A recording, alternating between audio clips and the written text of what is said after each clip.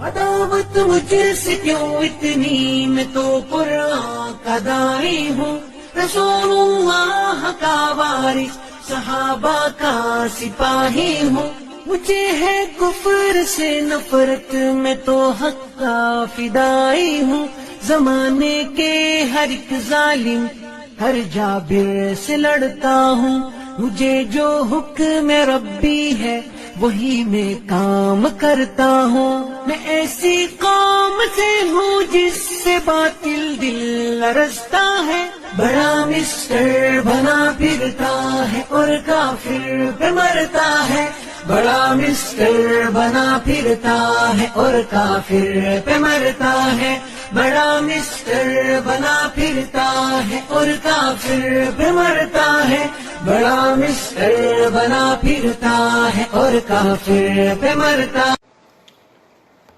السلام علیکم ورحمۃ اللہ وبرکاتہ۔ بسم اللہ الرحمن الرحیم، الحمد للہ والصلاة والسلام علی رسول اللہ وعلی آلہ واصحابہ اجمعین۔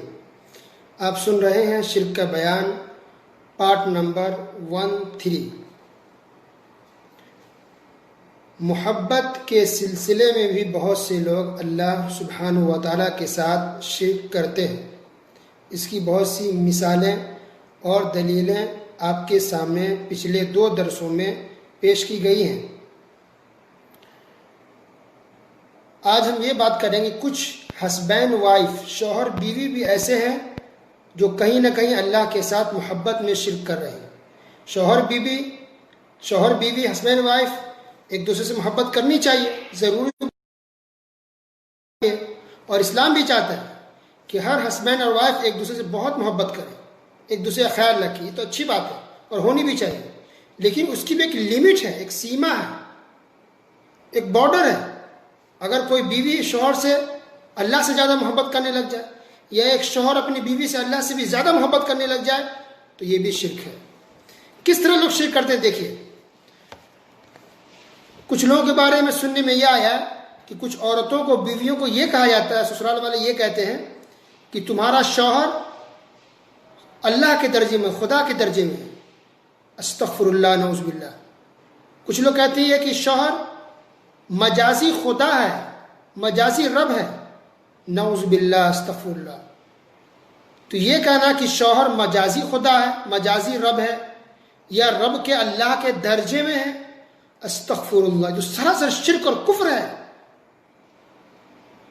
یہ کسی کو جائز نہیں ہے، ایک شوہر کو بھی جائز نہیں کہ بیوی کو اس طرح سے تنبیہ کرے یا تربیت کرے۔ ہاں، اسلام نے شوہر کو بہت اونچا مقام دیا ہے، اس میں کوئی شک نہیں ہے۔ تو رسول اللہ صلی اللہ علیہ وسلم نے یہ نہیں کہا کہ سجدہ کرو اور تمہارا شوہر بھی اس کے رب کے درجے میں، نہیں، بلکہ رسول اللہ صلی اللہ علیہ وسلم نے یہ کہا کہ اگر اللہ کے علاوہ کسی اور کو سجدہ کرنا جائز ہوتا، اگر جائز ہوتا تو میں بیویوں کو، عورتوں کو حکم دیتا کہ وہ اپنے شوہروں کو سجدہ کریں، اگر جائز ہوتا تو، لیکن جائز نہیں ہے۔ لوگوں کے لیے یہ بھی جائز نہیں تھا کہ وہ رسول کریم صلی اللہ علیہ وسلم کے سامنے سجدہ کرے۔ تو ایک شوہر کے سامنے کوئی عورت کیسے سجدہ کر سکتی ہے، اور کیسے اس کو مجازی خدا کہا جا سکتا ہے؟ کچھ لوگ محبت کو بھی کہتے ہیں خدا ہے، محبت خدا ہے، استغفر اللہ، استغفر اللہ۔ یہ سراسر جہالت ہے، نادانی ہے، شرک اور کفر ہے۔ یہ محبت الگ چیز ہے، رب خدا الگ چیز ہے، اور شوہر کو مجازی خدا کہنا یہ سراسر شرک ہے۔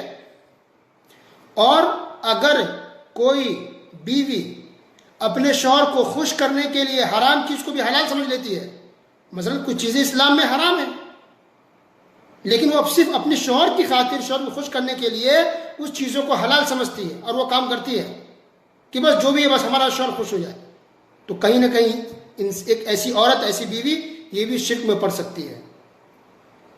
کیا دلیل ہے؟ دیکھیے، یہ دلیل سنائی گئی تھی پہلے، سورہ توبہ آیت نمبر 31۔ اعوذ باللہ من الشیطان الرجیم، اتخذوا احبارهم ورهبانهم اربابا من دون الله والمسيح ابن مريم وما امروا الا ليعبدوا الها واحدا لا اله الا هو سبحانه عما يشركون۔ انہوں نے اپنے علماء، بزرگوں اور مسیح ابن مریم یعنی عیسیٰ علیہ السلام کو اللہ کے سوا رب بنا لیا، حالانکہ انہیں یہ حکم دیا گیا تھا کہ ایک اللہ کے سوا کسی کی عبادت نہ کریں، اس کے سوا کوئی معبود نہیں، وہ ان کے شریک ٹھہرانے سے پاک ہے۔ جب اس آیت کریمہ کے رسول اللہ صلی اللہ علیہ وسلم نے تلاوت فرمائی تو عدی بن حاتم رضی اللہ تعالی عنہ جو کہ پہلے کرسچن تھے، نصرانی تھے، وہ مسلمان ہو گئے تھے، ماشاء اللہ صحابی بن گئے. تو جب انہوں نے یہ آیت سنی تو کہا عدی بن حاتم رضی اللہ تعالیٰ عنہ نے کہ ہم تو اپنے علماء، بزرگوں، پیشوا اور رہنماؤں اور پیروں کی عبادت تو ہم نہیں کرتے تھے، یعنی کیونکہ وہ کرسچن تھے نا، تو پتہ تھا کہ وہ تو عبادت تو ان کی نہیں کرتے تھے. تو جواب میں رسول اللہ صلی اللہ علیہ وسلم نے بیان فرمایا کہ کیا ایسا نہیں تھا کہ تم اللہ کی حلال کردہ چیزوں کو ان کے کہنے پر حرام اور اللہ کی حرام کردہ چیزوں کو ان کے کہنے پر حلال سمجھتے تھے؟ تو کہا ہاں. تو آپ نے فرمایا یہی ان کی عبادت ہے. اللہ اکبر. تو رب بنا لیا ان لوگوں نے، اپنے مذہبی رہنماؤں کو، پیروں کو رب بنا لیا. وجہ کیا تھی؟ وجہ یہ نہیں تھی کہ ان کو سجدہ کرتے تھے، ان کو اللہ سمجھتے تھے، نہیں، بلکہ وہ جس کو کہتے حرام تو حرام سمجھ لیتے، جس کو کہتے حلال تو حلال سمجھ لیتے. تو اس کو نبی کریم صلی اللہ علیہ وسلم نے کہا کہ یہ تو عبادت ہے، یہ عبادت کرنا ہوا، یہ رب بنانا ہو گیا. تو اب بتائیں کہ وہ بیویاں، وہ عورتیں جو اپنے شوہر کو خوش کرنے کے لیے یا شوہر کے کہنے پر ان کاموں کو کرتی ہیں جو حرام ہے، صرف اس وجہ کہ شوہر سے خوش ہو جائے، حرام ہے تو حرام ہے جانے دو، کیا وہ شرک نہیں پڑ سکتی ہے؟ کچھ عورتیں سننے میں آیا کہ وہ عورتیں ایسی ہیں جو سمجھتی کہ نہیں انشاءاللہ گناہ نہیں ہوگا، کیونکہ شوہر نے کہا نا، شوہر کا حکم ہے، اسلام نے شوہر کی بات ماننے کو کہا ہے، فرمانبرداری کرنے کو کہا گیا. تو شوہر نے کہا کہ وہ کام کر لو اگرچہ حرام ہے، ہم تو شوہر کے لیے کر رہے ہیں. استغفر، یہ رب بنانا ہو گیا. وہ چیزیں جو حرام ہے شوہر کے کہنے پر بیوی اس کو حلال سمجھ لیتی ہے، تو اس کو رب بنانا ہو گیا. یا اگر وہ کام جو حرام ہے بیوی کے کہنے پر پھر شوہر کرنے لگ جائے، بیوی کو خوش کرنے کے لیے، چلو حرام ہے انشاءاللہ اللہ گناہ نہیں دے گا، وہ حلال ہے کیونکہ بیوی کہہ رہی، بیوی کو خوش کرنا بھی ضروری ہے، اس کو رب بنانا ہے. انسان اسلام سے نکل سکتا ہے، وہ خطرناک چیز ہے. تو وہ کیا چیز ہے جو عام طور پر بیوی کر لیتی ہے حرام چیز کا ارتکاب؟ وہ یہ ہے کہ آئی بروز بنانا. آئی بروز، ابرو، آنکھ کے اوپر بال، ایک پلک ہے اس کے اوپر ہے بال، جس کو آئی برو کہتے ہیں، پیشانی سے نیچے جو ہڈی ابری ہوئی ہڈی ہے، دائیں، لیفٹ اور رائٹ. تو کچھ عورتیں آئی بروز بناتی ہیں، یہ جائز نہیں، یہ حرام ہے. اگرچہ شوہر آپ کا کہہ رہا ہے، آپ ان کی بات نہیں مان سکتے. اور شوہروں کو بھی چاہیے کہ بیوی کو ایسا کام نہ کہے کرنے کو جو حرام ہو. تو آئی بروز بنانا اسلام میں حرام ہے. اسی طرح گودنا گدوانا، یہ بھی اسلام میں حرام ہے. گودنا گدوانا یعنی جسم کے اندر سوراخ کر کے، ہول کر کے اس میں انک ڈالنا، روشنائی ڈالنا، یا ٹیٹو بنانا جسم کے اندر، باڈی کے اندر، یا کوئی آئی لو یو لکھ رہا ہے، یا بیوی کا نام لکھ رہا ہے، کوئی شوہر کا نام لکھوا رہی ہے جسم کے اوپر، یہ ساری چیزیں حرام ہیں. تو گودنا گدوا کر کے نام لکھوانا یا گودنا گدوانا یہ بھی حرام ہے. اسی طرح دانتوں کے بیچ میں گیپ بنوانا، کشادگی پیدا کرنا دانتوں کے بیچ میں گھس کر کے، یہ بھی حرام ہے. اسی طرح بالوں کے اندر ڈپلیکیٹ بال لگا لینا، کسی کا بال چھوٹا کم ہے تو ڈپلیکیٹ مارکیٹ سے خرید کا بال لگا لے، یہ بھی حرام ہے. اب حرام ہے پھر بھی کوئی عورت کر رہی ہے میک اپ کے نام پر کہ چلو ہم یہ حرام، اگرچہ حرام ہے لیکن ہم کریں گے، شوہر کا حکم ہے، شوہر کو خوش کرنا ہے، اس کو حلال سمجھ لیتی ہے، تو کفر ہے. اب دیکھیے حرام اس کی کیا دلیل ان سب چیزوں کی. صحیح بخاری حدیث نمبر 5935، اسماء بنت ابو بکر صدیق رضی اللہ تعالیٰ عنہ سے روایت ہے، انہوں نے کہا کہ ایک عورت رسول اللہ صلی اللہ علیہ وسلم کی خدمت میں حاضر ہوئی اور عرض کی کہ میں نے اپنی بیٹی کی شادی کی ہے، پھر اسے بیماری لاحق ہوئی تو اس کے سر کے تمام بال جھڑ گئے ہیں.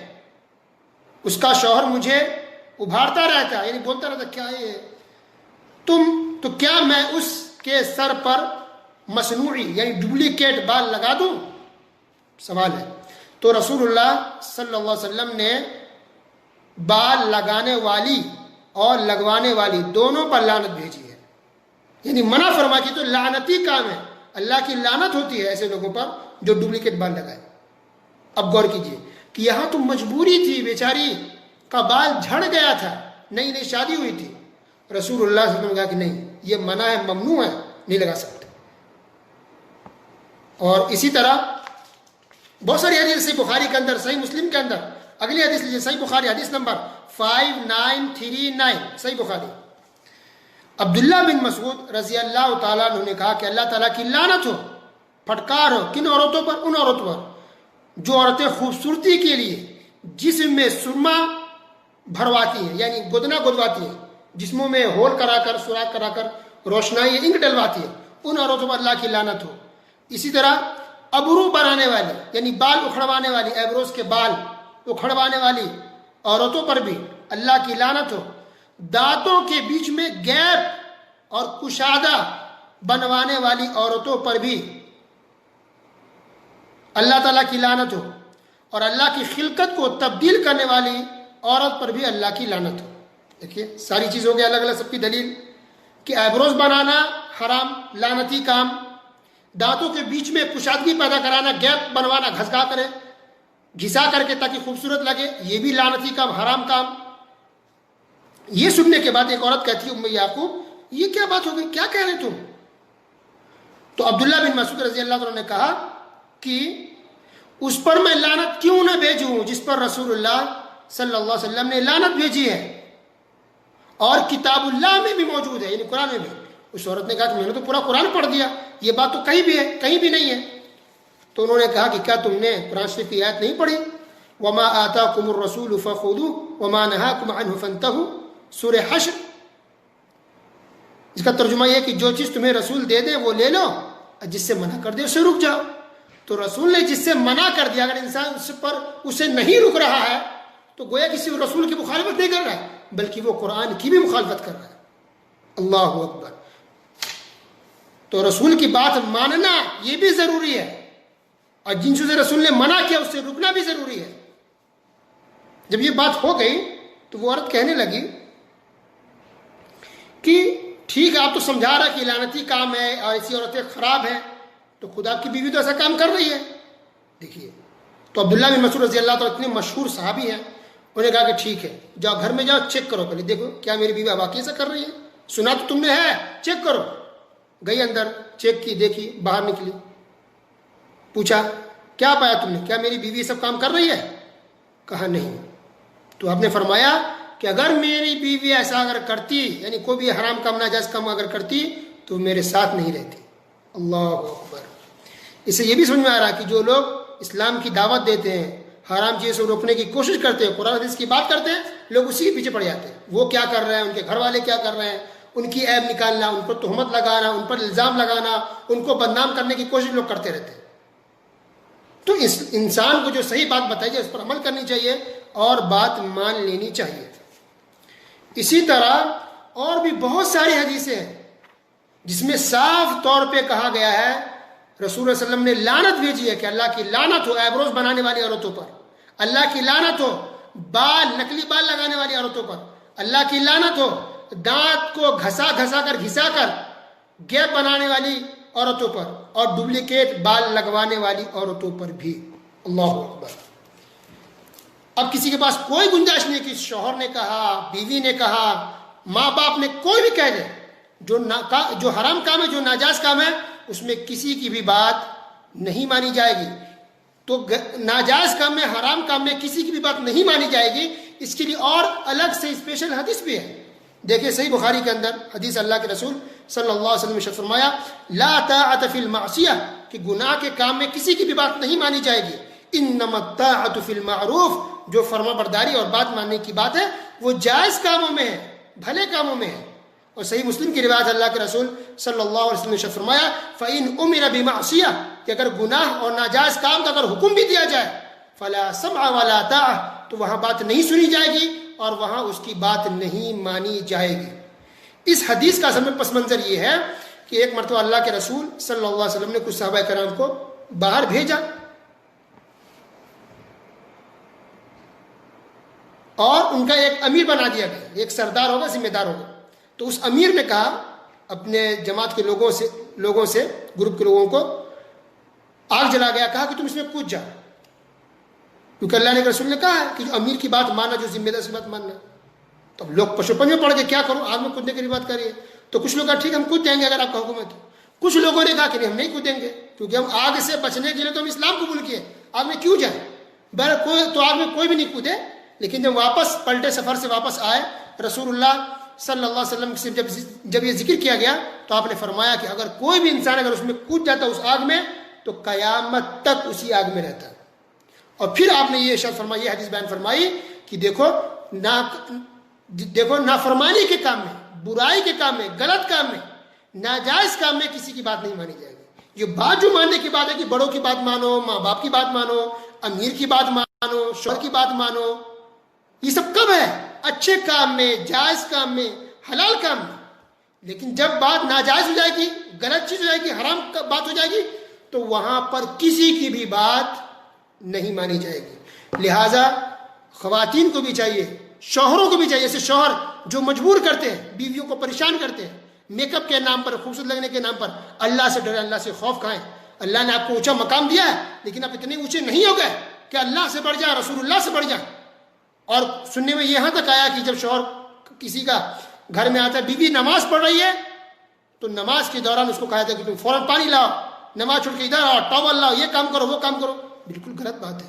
کیسا مسلمان ہے، کیا مومن ہے، کیسا مسلمان ہے ایسا شوہر جس کو نماز تک کا ادب احترام نہیں ہے، نماز کی عظمت تک نہیں ہے کہ بیچاری بیوی ہے ٹھیک ہے وہ آپ کی خدمت کرے گی، آپ کی بات مانے گی، لیکن نماز پڑھ رہی ہے. کم سے کم اتنا تو ایمان آپ کا ہونا چاہیے نا.